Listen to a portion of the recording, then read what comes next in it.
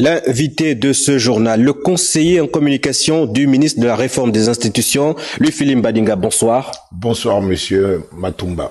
Comment vous vous portez? Bien. Alors, vous êtes avec nous pour deux importantes communications.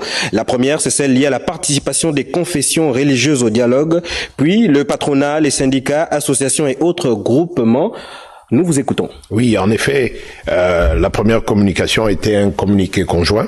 Dans la perspective du dialogue national inclusif prévu pour se tenir au mois d'avril prochain, les ministres en charge de la réforme des institutions, de l'intérieur et de la sécurité portent à la connaissance des confessions religieuses qu'elles sont invitées à proposer 10 membres de leur groupement, parmi lesquels seront choisis leurs représentants au dialogue national.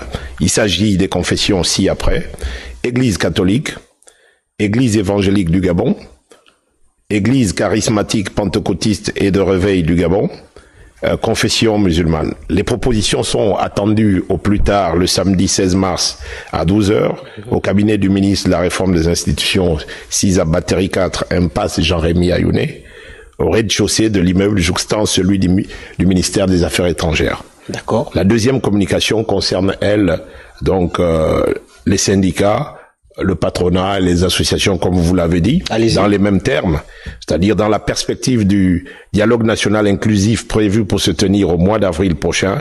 Le ministre de la Réforme des institutions porte à la connaissance des associations, du patronat, des syndicats et des autres groupements légalement reconnus, visés à l'article 4 du décret numéro 0115 PT-PR MRI du 8 mars 2024 portant convocation et organisation du dialogue national inclusif, qu'ils sont invités à proposer 4 membres de leur groupement, parmi lesquels sera choisi leur représentant au dialogue national inclusif. Pour le reste des informations, elles sont exactement les mêmes.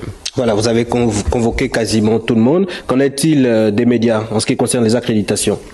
Oui, en ce qui concerne donc les accréditations des médias et des journalistes, une réunion conjointe va se faire entre le ministère de la Réforme des institutions et le ministère de la Communication, et un communiqué conjoint sera publié dans les prochains jours. Merci, monsieur Louis-Philippe Mbadinga. On rappelle que vous êtes le conseiller en communication du ministre de la Réforme des institutions. Merci.